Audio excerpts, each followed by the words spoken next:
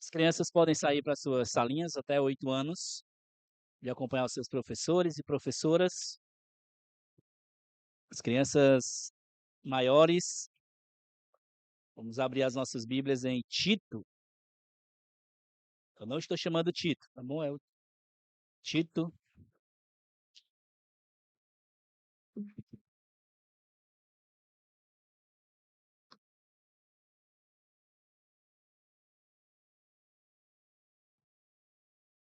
Tito, nós vamos, nos próximos meses, vamos estar estudando a carta de Paulo a Tito. Alguns anos atrás, e eu acho que a igreja, muita gente ainda não estava aqui, e acho que ainda estava até na época da pandemia, nós expomos essa carta de Tito, mas de forma macro, né, como a gente chama, de forma maior, por capítulos, capítulo 1, 2, 3, 1, 2 e 3. E eu acho que nós conversando como conselho pastoral, nós queremos que a igreja entenda melhor, uma vez daquilo que nós estamos estudando durante esse ano, a ideia do discipulado, a ideia de levantar novos líderes, pastores, diáconos, discipuladores, líderes de ministério, pessoas que lideram suas famílias. A carta de Tito, ela é um excelente caminho, ou ela nos dá alguns passos muito importantes e interessantes para nós aprendermos como igreja. Então, eu queria muito que você atentasse para aquilo que nós vamos estudar, e hoje nós vamos focar especificamente como Paulo se apresenta aqui nessa introdução ou na saudação que ele dá, e nós vamos ver a vontade de Deus, ou nós vamos tentar entender aqui como que o apóstolo Paulo, não sei se está ligado aqui, o meu... Se passar, volta aí. Passei demais, foi? Pronto. Hoje nós vamos estudar exatamente isso, o cuidado de Deus com a igreja, né? O cuidado, como é que nós podemos ver o cuidado de Deus com a sua igreja. Geralmente, quando nós decidimos resolver algo que é muito importante, quando você tem algo para resolver, difícil que isso requer uma certa urgência ou tem uma certa importância, você não quer rodear demais, né? Você quer ir direto ao ponto, você quer ir direto ao assunto, você não enrola demais, ah, porque nós entendemos que aquilo é um assunto importante ou um assunto que requer certa urgência. Na carta de Paulo a Tito, nós vemos que existem muitas coisas importantíssimas a serem tratadas. Nós vemos aqui Paulo tratar desde o estabelecimento de líderes, refutando heresias que estão entrando na igreja, e também a questão de como nós devemos viver uns com os outros e em comunidade, seja na comunidade da igreja ou em comunidade lá fora. Paulo trata os assuntos com seriedade que merece, porém ele faz uma base para começar esses assuntos. O que importa não é o que ele vai tratar, o que importa não é o que ele vai tratar, mas o porquê ele vai tratar, por causa de quem ele vai tratar, quem é que está na base do que Paulo vai tratar. Esses primeiros versículos, Paulo prepara o terreno para os argumentos que ele vai trazer em seguida para Tito. Para nós entendermos um pouco o contexto histórico, Paulo passou pela ilha de Creta em um período provável entre a sua primeira prisão ali que ele vai enfrentar. E ele está sendo levado em Atos 27. Não sei se você consegue abrir aí a sua Bíblia, mas em Atos 27, volte um pouquinho para você ver. Vamos ler aqui só para a gente entender o contexto aqui a qual Paulo passa por essa ilha. Atos 27, os versículos 7 e 8, diz assim: navegando vagarosamente muitos dias, foi com dificuldades que chegamos a imediações de Quinido. Não nos sendo permitido prosseguir por causa do vento contrário, navegamos ao abrigo de Creta, na altura de Salmona. Costeando a ilha com dificuldade, chegamos a um lugar chamado Bons Portos, perto da qual estava a cidade de Laceia. Ou seja, Paulo passou em alguns lugares, eu acho que não está funcionando aqui, Johnny, só me ajuda aí. Paulo passou em alguns lugares nessa ilha chamada de Creta. Creta não era uma cidade, era uma ilha que tinha diversos locais. Eu sei que aí é difícil de você ver, mas só um espaçozinho assim, a ilha de Creta, e elas vão ter diversos locais, só que Paulo vai citar alguns deles, né? Ele fala desse local que é Salmona, Bons Portos e Laceia. Não se podemos dizer se Paulo, em cada lugar que ele passou, ele plantou uma igreja, mas certamente em cada um desses locais que ele passou, ele pregou o evangelho. E aí, possivelmente, nessas pregações que Paulo passou aí, nasceram igrejas. E aí, não tinha tempo, Paulo estava preso aqui, ele estava sendo levado para a prisão, nesse contexto. Como é que Paulo ia estabelecer líderes ou ensinar o povo, ou discipular o povo? É interessante aqui, né, que Paulo ele não perdia oportunidade. A própria igreja de Tessalônica nasceu em 3 semanas, né? Paulo passou lá rapidinho e pregou o evangelho e nasceu a igreja. Então, são exemplos que nós vemos que o apóstolo Paulo ele não perdia oportunidade. Então, exatamente o que nós estamos lendo em Atos 27, o contexto para a base dessa carta. É exatamente aqui que Tito vai estar, né? A gente vai ver na próxima semana, quando Paulo vai começar o estabelecimento, mostrar para Tito por que ele está lá, nós vamos ver que ele vai falar exatamente no versículo 5, que ele vai dizer, por essa causa eu deixei você em Creta. Ou seja, por qual é a causa? Nós vamos ver as causas mais na frente. Mas a ideia aqui é que nós não sabemos quantas igrejas nasceram ali, não dá para saber, mas existiam várias igrejas. Porque ele vai dizer para Tito que ele tem que estabelecer em cada comunidade presbíteros, né? Ou seja, então tinha mais de uma. Com sua partida e prisão para Roma, ele manda Tito para lá a fim de estabelecer algumas demandas que surgiram na igreja, em especial treinamento e ordenação de presbíteros ou pastores, né? Que é a mesma palavra. E aí, por que essas igrejas vão precisar de pastores ou presbíteros, líderes? Porque estavam surgindo heresias, que a gente também vai ver no contexto da carta, como vamos estudar.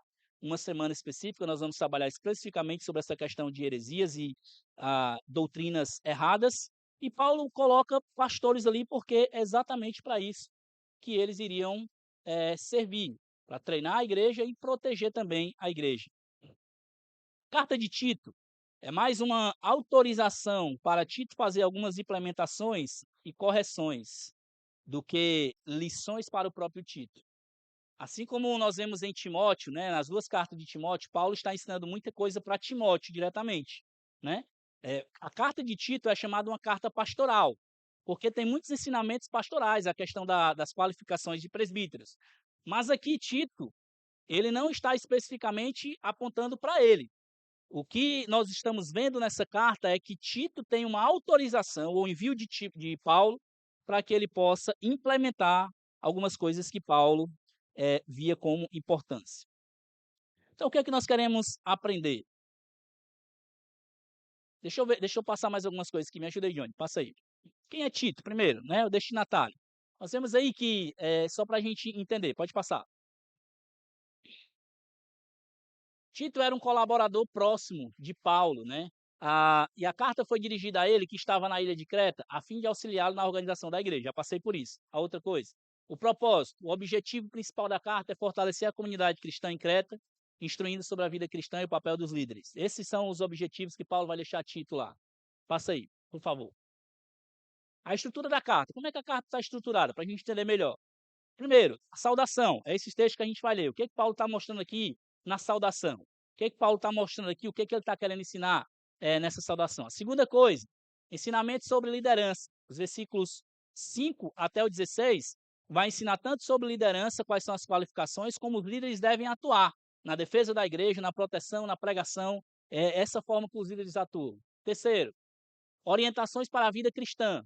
Como é que os cristãos devem viver? Qual é o relacionamento das mulheres com as mulheres, homens com os homens, dentro da sua própria família? Como é que Deus requer que nós vivamos após a salvação? 4. Orientações para a comunidade no geral. A ideia de lidar com as autoridades, a ideia de lidar com o trabalho, etc.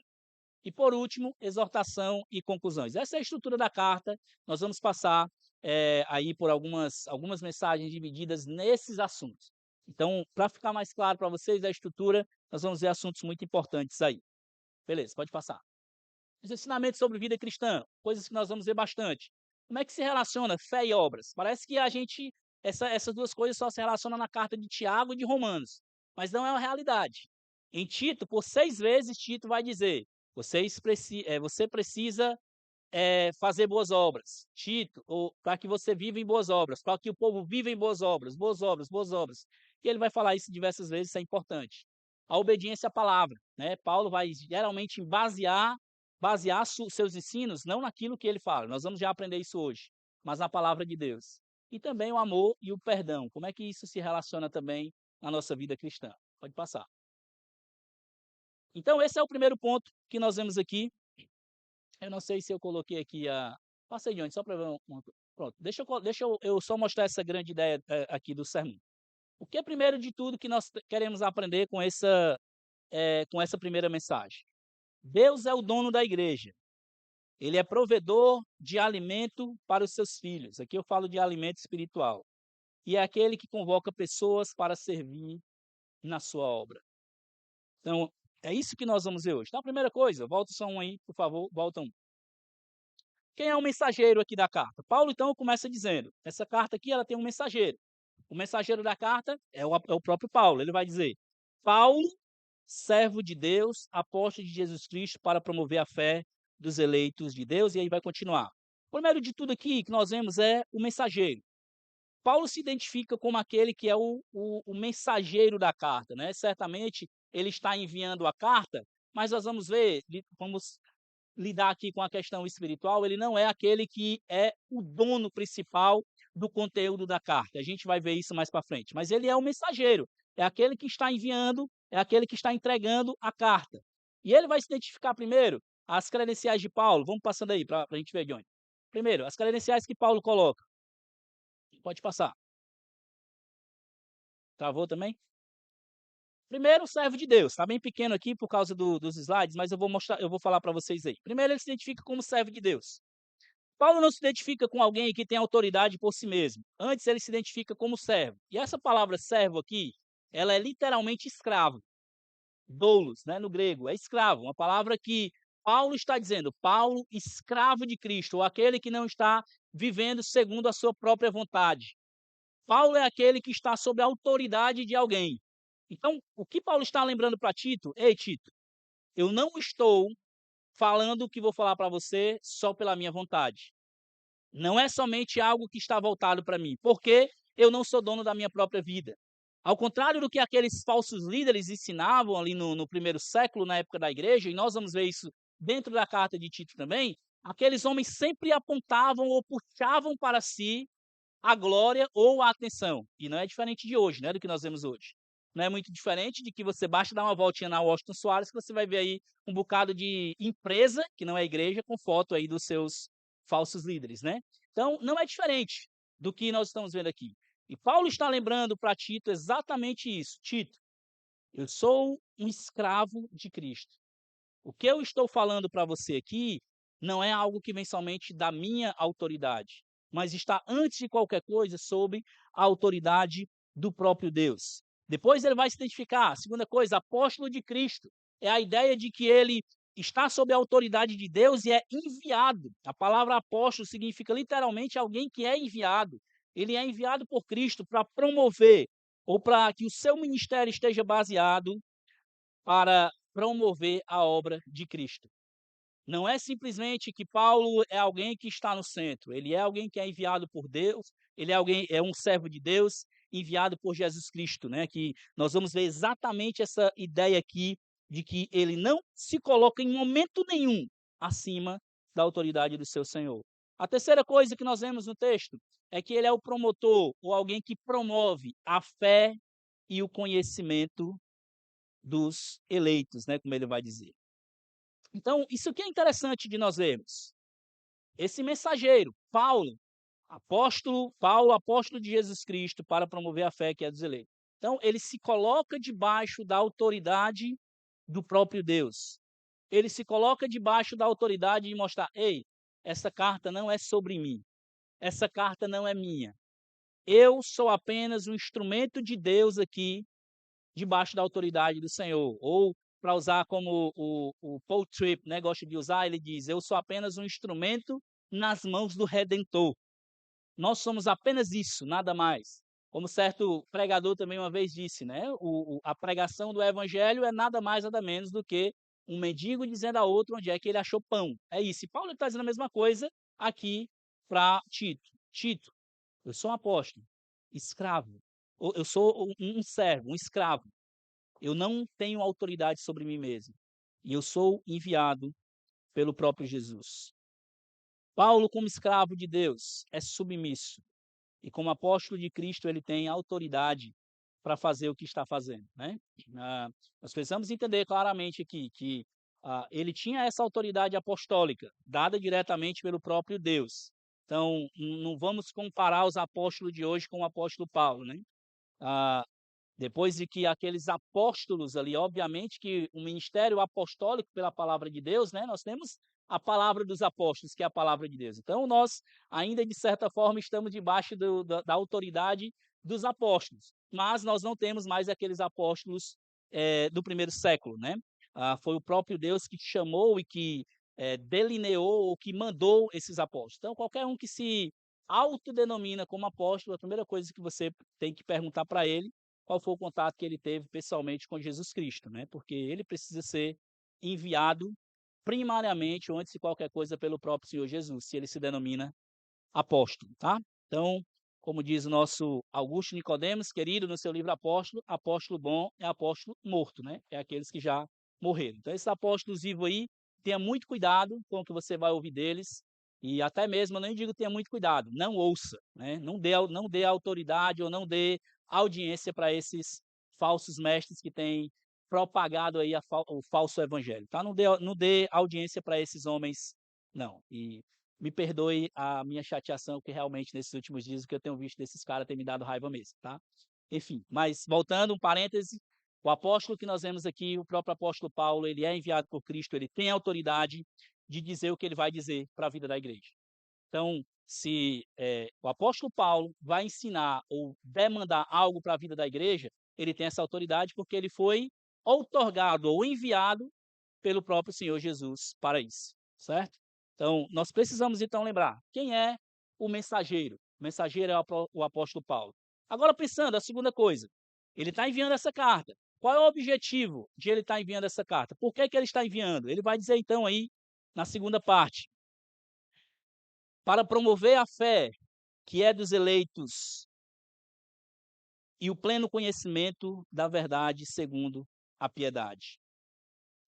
O objetivo que Paulo vai dizer para promover a fé, ele tem um objetivo aqui. O que ele quer com essa carta? O que ele quer que Tito faça ali? Primeiro de tudo, ei Tito, nós temos algo que nós acreditamos. Nós não estamos vivendo sobre qualquer coisa. Nós acreditamos em algo.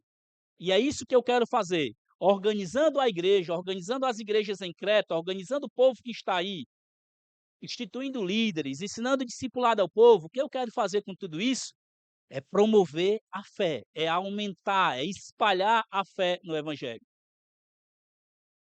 Para nós mesmo, isso, até hoje, uma das coisas que a gente precisa lidar muito com o nosso coração e a nossa consciência, quando nós plantamos uma igreja, por exemplo, ou ganhamos pessoas para Cristo, nós não estamos apenas querendo promover o nome da nossa igreja ou aumentar o número de igrejas bíblicas no Ceará e no mundo. Não é isso. O objetivo, antes de tudo, é promover ou avançar a fé do Evangelho.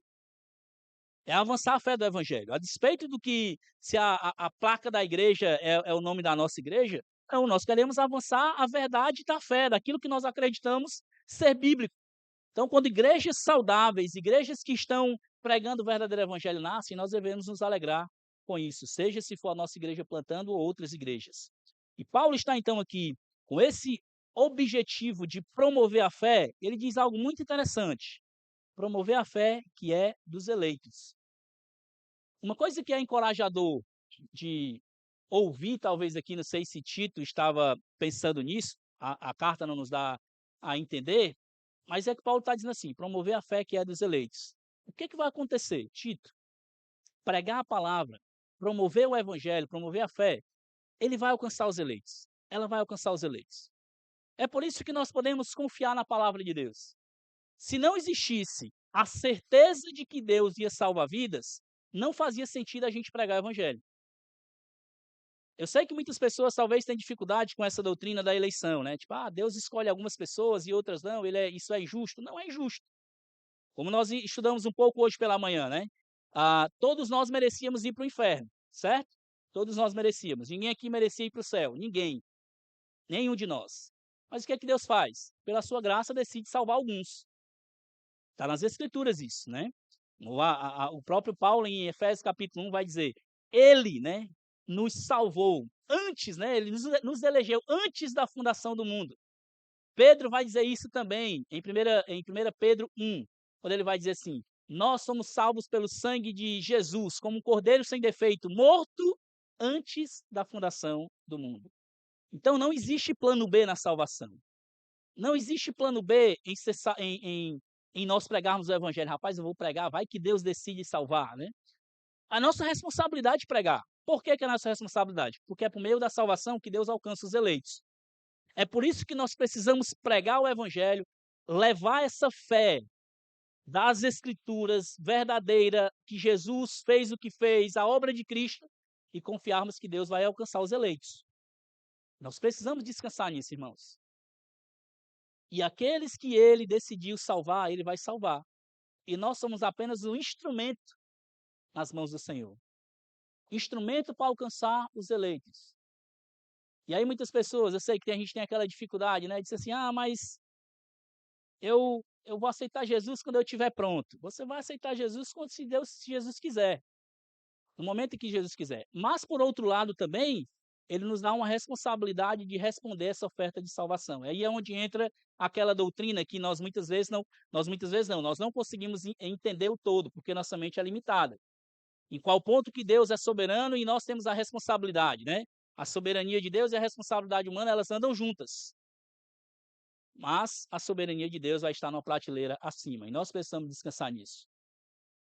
Nós pregamos o evangelho, nós falamos para as pessoas que Jesus quer salvar, nós falamos da obra de Cristo, e as pessoas em fé, os eleitos em fé vão responder. Essa é a responsabilidade, de responder em fé e dizer: é isso mesmo, eu sou pecador, eu preciso de um Salvador, eu preciso que Jesus salve a minha vida, porque eu não consigo salvar a nós mesmos. Isso só vai acontecer se Deus abrir o entendimento daqueles que estão recebendo a mensagem. E isso fica muito claro quando a gente vê Efésios capítulo 2, versículo 1, quando a palavra de Deus diz: e nós estávamos mortos nos nossos delitos e pecados. O que o morto pode fazer? Nada. Se não for a ação do Espírito Santo no coração do ser humano, ele nunca vai se voltar para Cristo. O fato de nos voltarmos para Cristo é porque, primeiramente, Cristo gerou vida em nossos corações. Então, eu sei que uma vez, eu não me lembro bem quem foi, mas há um tempo me perguntaram sobre essa questão de livre-arbítrio, né? Nosso livre-arbítrio é único para pecar. Nós temos livre-arbítrio para pecar. Mas nenhum de nós tem livre-arbítrio para se voltar para Deus e ir diante dele em salvação. Porque não é possível que nós façamos isso. Se não for uma ação de Deus em nossos corações, nos salvando, convencendo a nós do nosso pecado, nós não nos voltamos para Cristo. Então, se você está aqui, se você é salvo, você compreendeu a salvação, louve ao Senhor porque Ele te elegeu. E nós podemos estar firmes nisso. Nós podemos estar seguros nisso. Porque uma vez eu ouvi também uma frase, né? Deus não é menino de estar perdendo a salvação, ganhando salvação, perdendo a salvação, ganhando salvação. Os eleitos estão seguros em Cristo. E é por isso que nós podemos propagar o Evangelho, podemos falar do Evangelho para os perdidos, porque Deus vai alcançar os eleitos. Deus vai alcançar aqueles que Ele quer salvar. E nós podemos descansar nisso. Temos a nossa responsabilidade? Sim. Temos que pregar? Sim, com toda a força. E nós só pregamos e só temos esperança de pregação porque Deus prometeu salvar. Porque se fosse baseado na nossa retórica, no nosso conhecimento, ninguém seria salvo. É justamente porque Deus salva. Porque Ele prometeu que nós podemos promover essa fé. E é isso que Paulo está chamando a nossa atenção aqui. Paulo está dizendo, o objetivo é que nós possamos promover a fé, essa fé que é dos eleitos, e o conhecimento da verdade segundo a piedade. É o que Paulo está nos dizendo, irmãos, o nosso objetivo maior, Tito, o seu objetivo maior não é com que você elabore estratégias para crescimento de igreja. Isso é legal, isso pode ajudar, mas esse não é o principal. Seu principal objetivo é pregar o evangelho. Pregue o evangelho, propague essa verdade, os eleitos vão ser alcançados. E com isso, o conhecimento da verdade ele vai avançar. A NVI, não sei quem tem essa versão aí, mas eu acho que ela fala que é promover o conhecimento dos eleitos que é segundo a verdade, se eu não estou enganado, fala isso. É exatamente essa a ideia. Nós promovemos o conhecimento dos eleitos para os eleitos, segundo o conhecimento da verdade. Quanto mais eles vão conhecendo a verdade, vão sendo salvos e crescendo. Aqueles que são salvos vão crescer e aqueles que são perdidos vão sendo alcançados.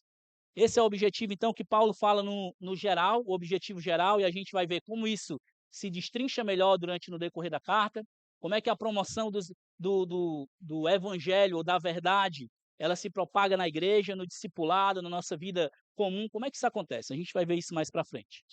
A terceira coisa que nós vemos, então, o terceiro aspecto que Paulo vai mostrar o cuidado de Deus para a igreja é, primeiro, que ele enviou um mensageiro, a segunda, que ele tem um objetivo, e a terceira, ele vai mostrar quem é o remetente. No versículo 2, ele diz isso aí, ó, escrevo na esperança da vida eterna, que o Deus que não pode mentir prometeu antes dos tempos eternos.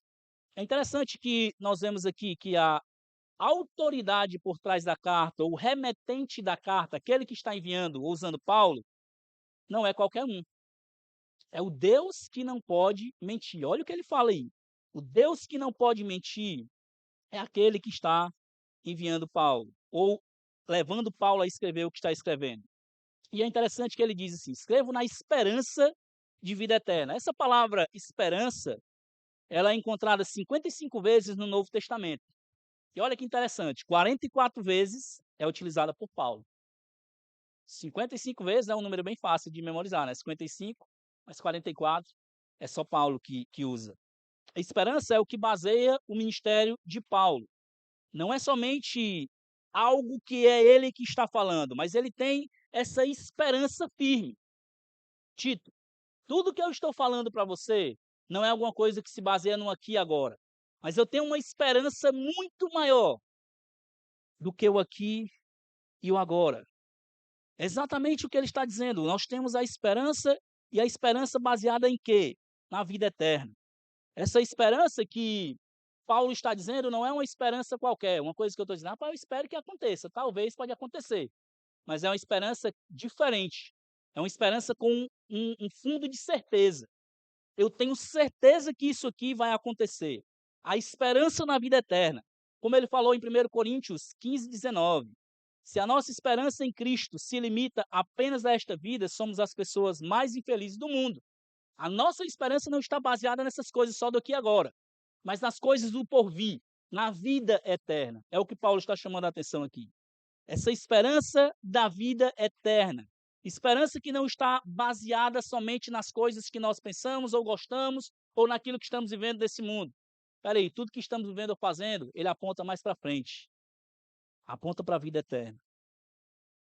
E aí Paulo coloca, envolve aqui o Senhor, que ele diz que o Deus que não pode mentir prometeu antes dos tempos eternos. Não foi qualquer um que prometeu. Não foi qualquer um que garantiu isso.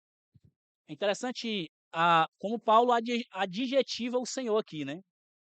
Deus, qual é a qualidade de Deus aqui? Que não pode mentir. Não é que Deus, assim, ele podia dizer, o Deus que não mentiu. Não. Paulo está dizendo, o Deus que não pode mentir, ele não mente. Por si só ele é verdadeiro. A nossa esperança está firme em tudo que nós vamos fazer, porque Deus não pode mentir.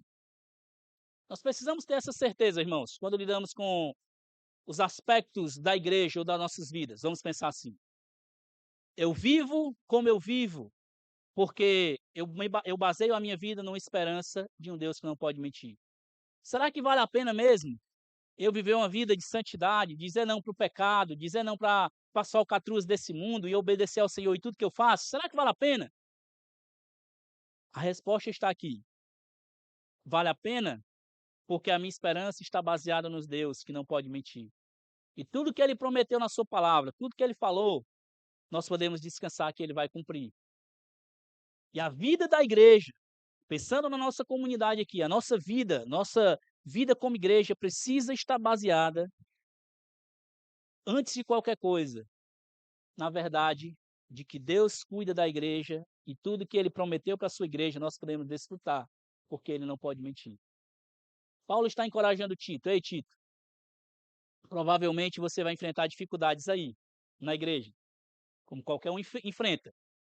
Mas firme a sua esperança, firme a sua vida, as suas decisões, tudo que você vai fazer nessa implementação da igreja, no Deus que não pode mentir. E nós estamos baseando a nossa vida, nossa esperança de vida eterna, nesse Deus que não pode mentir. Esse é o remetente, é aquele que está por trás, o enviador da mensagem que Paulo está sendo mensageiro para Tito. E é exatamente o que nós vamos ver em seguida, o conteúdo dessa mensagem. A mensagem, Tito capítulo 1, versículo 3, ele diz assim: E no momento oportuno manifestou a sua palavra, mediante a pregação que me foi confiada por ordem de Deus e nosso Salvador. Deus não apenas ficou nas suas, digamos, prometendo algo. Antes de tudo, ele cumpriu em Cristo o que prometeu. Todas as promessas, Paulo usa isso como base. Tito, Deus não pode mentir. E sabe qual é uma certeza que Deus não pode mentir? O que ele fez em Cristo. O que ele fez por causa de Cristo. Nós temos a certeza que tudo aquilo que nós confiamos como palavra de Deus é verdade, porque até aqui nós vimos que ele fez o que ele prometeu. Era isso que Paulo estava dizendo. Olha o que ele fez em Cristo, a obra de Cristo, aquilo que estava encoberto, ele revelou para nós e ele fez manifesto, ele manifestou a sua palavra. Ele vai dizer que mediante a pregação que me foi confiada, por ordem de Deus, o nosso Salvador. A base da pregação de Paulo, ou a mensagem de Paulo, está baseada em Cristo. 1 Coríntios 1, versículos 22 e 24. O próprio Paulo escrevendo, ele diz assim: Porque os judeus pedem sinais e os gregos buscam sabedoria, mas nós pregamos a Cristo crucificado, escândalo para os judeus, loucura para os gentios. Mas para os que foram chamados, tanto judeus como gregos, Cristo é o poder de Deus e sabedoria de Deus. Não é a nossa eloquência, não é o quanto que Paulo sabia ou que eu e você sabemos, mas é o que Cristo fez e como ele fez. A obra de Cristo, tanto na vida de judeus quanto na vida de gregos. Não sei se aqui tem algum descendente de judeu, não sei. Eu não sou um gentio, um grego, né? Digamos assim, aqueles que não faziam parte ali da linha judaica. Mas por causa de Cristo, tanto eu, quanto você, quanto os judeus, todos aqueles que baseiam sua confiança em Cristo, eles podem descansar. Não é por causa do que eles têm, do que eles sabem ou do que eles pensam, é por causa de Cristo. Paulo não pregava aquilo que queria ou achava adequado. Toda exortação que vem à frente, por base da pregação do Evangelho, Paulo aponta para Cristo. A vida da igreja, os discípulos, os líderes que iriam surgir, tudo isso estava baseado pela obra de Cristo. Paulo não falará algo que ele inventou, não foi algo que ele pensou, mas era algo que foi dado como autoridade, certificada pelo próprio Deus. As ordens que ele vai dar, os direcionamentos que ele vai dar no presente, ela tem autoridade baseada no passado, no que Cristo fez. Porque Cristo fez o que fez, eu posso dizer para vocês o que eu estou dizendo. É o que Paulo está mostrando para nós.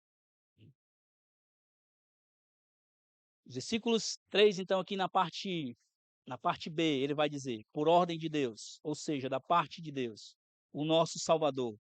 Paulo coloca algo muito interessante aqui, que não pode passar despercebido para nós. Não sei se você muitas vezes já lidou com alguém perguntando como é que você prova que Jesus é Deus, né?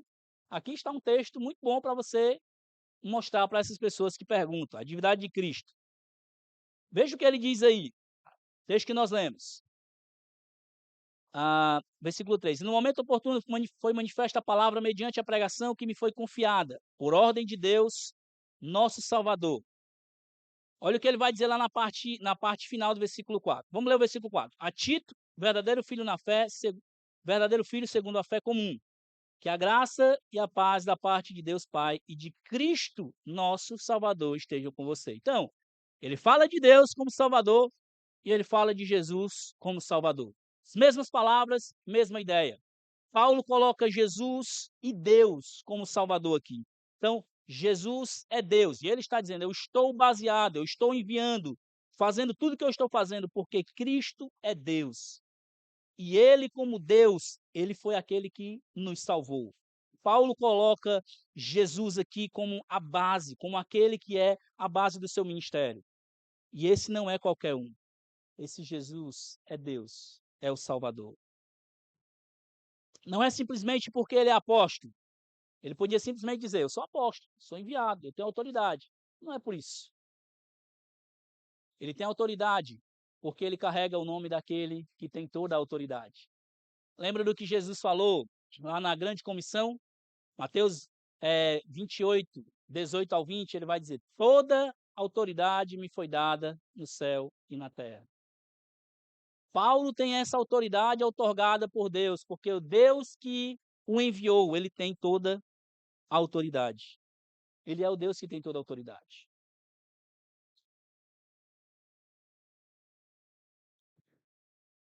Nós vemos, meus irmãos, muitos pregadores, então, deixa eu caminhar um pouco aqui para a conclusão, gastar um pouquinho de tempo aqui. Nós vemos hoje muitos pregadores falarem muitas baboseiras, criarem estilos e coisas novas diariamente. Todo dia tem coisa nova, né? E todo dia. Todo dia tem coisa nova. Aqui nós temos um apóstolo e um pastor que tem mais autoridade do que qualquer um que está vivo hoje. Porém, ele nos ensina algo crucial. Tito buscou ajuda, ou Tito tem a ajuda de quem tem autoridade para ajudá-lo, conforme a vontade de Deus. Não é baseado em coisas novas, não é baseado em coisas que iriam atrair as pessoas. Paulo baseou a sua exortação, o seu direcionamento para aquelas igrejas, não naquilo que ele era ou naquilo que ele sabia. Antes, ele se baseou em quem verdadeiramente o chamou e quem realmente tinha toda a autoridade.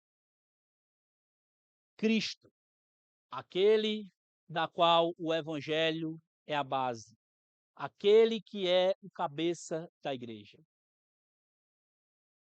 Nós vemos então que a vontade de Deus para a igreja, nós vamos ver no decorrer dessas exposições de Tito, que a vontade de Deus para a igreja é que nós nos baseemos na autoridade de Deus, na autoridade de quem Ele é, na verdade de Deus, na verdade única e infalível de Deus na Sua palavra.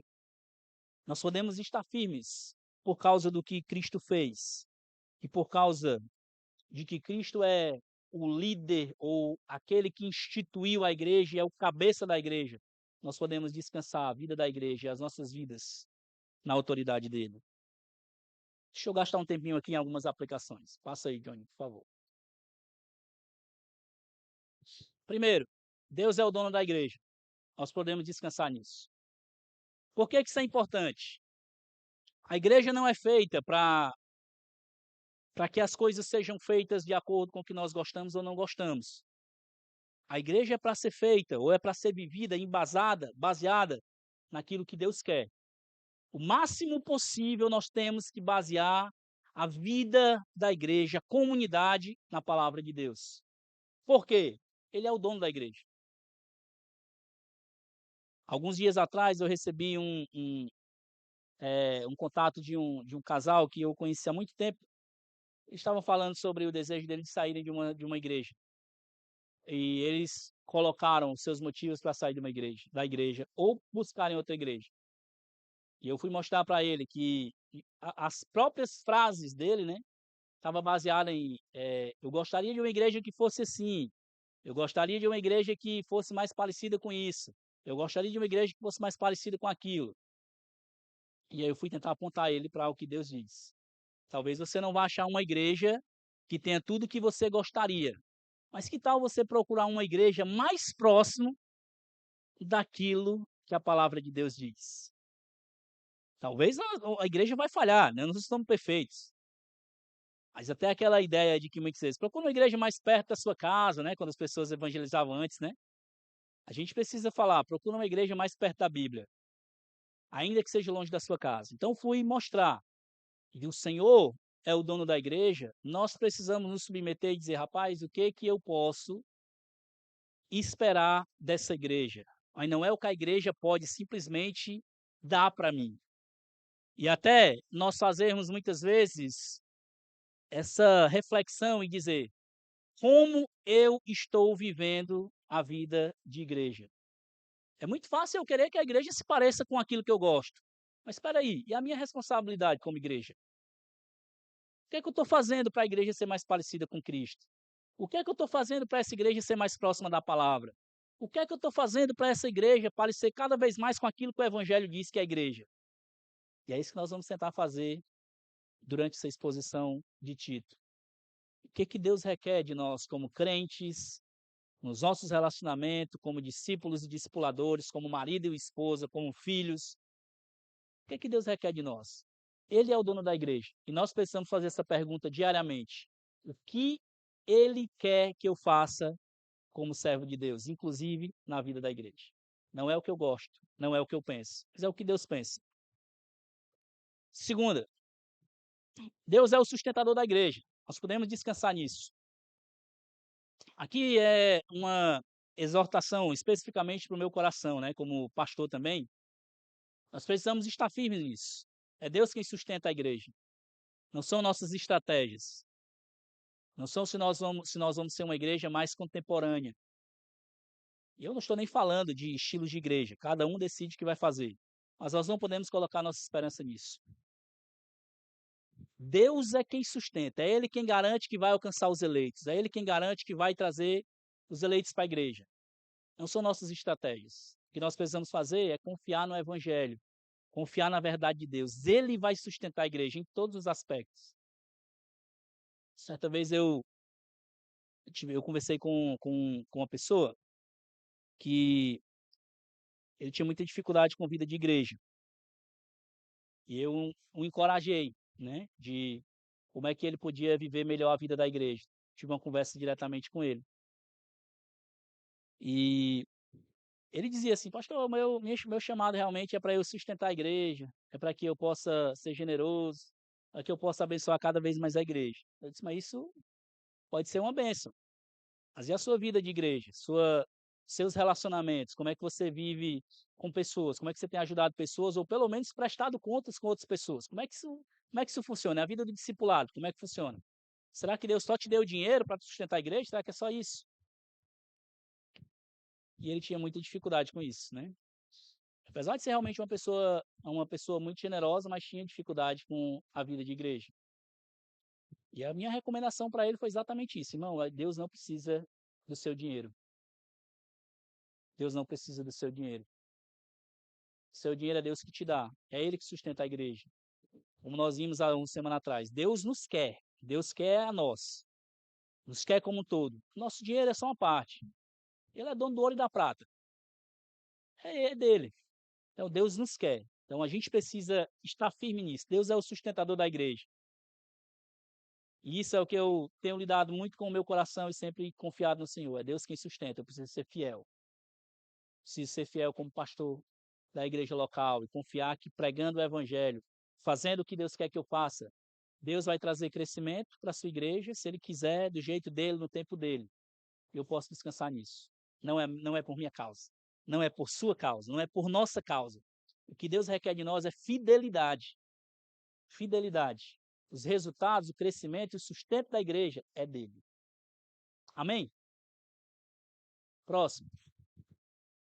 Por último, eu queria que nós refletíssemos. Onde é que está a sua esperança? Talvez você, muitas vezes, tenha lutado com dificuldades em pecados ou instabilidade de fé, emoções e outras coisas. Mas onde é que está a sua esperança? Você está baseando a sua esperança em quem ou no quê? Se a sua esperança está baseada nas coisas só desse mundo, como Paulo diz, nós somos os mais miseráveis. Eu queria, meus irmãos, que vocês, como nós aprendemos hoje, se você é um crente no Senhor, se você colocou sua confiança em Jesus, Queria que você baseasse a sua esperança, sua certeza de salvação, sustentação, caminhada nesse mundo em Cristo. Se você basear a sua esperança no que você faz ou deixa de fazer, o que nós aprendemos, né, do evangelho moralista na EBD, né? Ou se você basear a sua esperança só naquilo que você tem ou naquilo que você quer alcançar,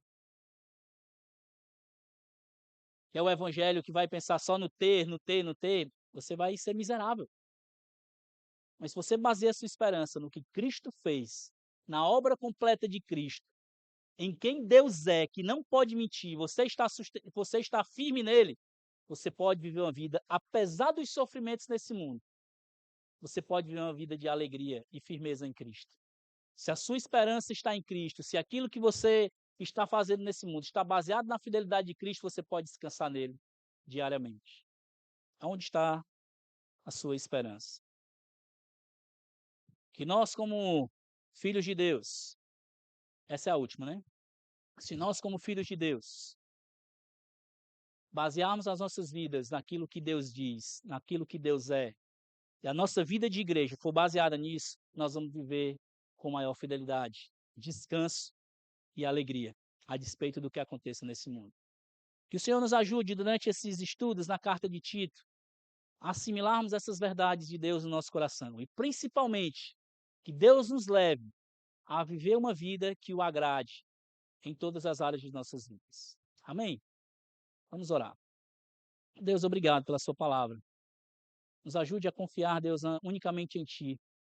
Assim como o apóstolo Paulo não se baseava nas suas qualificações ou naquilo que ele tinha ou era, mas em quem o Senhor é. A raiz da sua vida, a raiz de quem ele era, estava firmado na rocha que é Cristo. Deus nos ajude a ter essa mesma esperança. Nos ajude a descansar de que o Senhor é o dono sustentador da igreja. O Senhor controla as nossas vidas, o Senhor sustenta as nossas vidas, o Senhor sustenta a nossa comunidade local. O Senhor irá fazer aquilo que o Senhor bem entender nas nossas vidas e nós precisamos descansar nisso. Nós temos nossas responsabilidades, mas não nos deixe, Senhor Deus, colocar as nossas responsabilidades acima do descanso na sua soberania. Que possamos fazer tudo o que vamos fazer, mas descansando os resultados nas mãos do Senhor. Possamos, ó Deus, estar firmes e a nossa esperança totalmente em Ti. Se alguém está aqui, Senhor Deus, que ainda não colocou a sua vida diante de Cristo, não se entregou a Cristo, que essa manhã seja uma manhã de salvação, que o Senhor possa salvar, o Senhor possa convencer. Se alguém entendeu o Evangelho nessa manhã, ó Deus, que o Senhor possa levá-lo a tomar um passo de responsabilidade e abraçar essa oferta de salvação que o Senhor dá. Nós descansamos na Tua soberania, Senhor Deus, mas cremos que o Senhor salva por meio da pregação do Evangelho e nós temos que abraçar isso em fé. Nos ajude, nos abençoe, em nome de Jesus. Amém.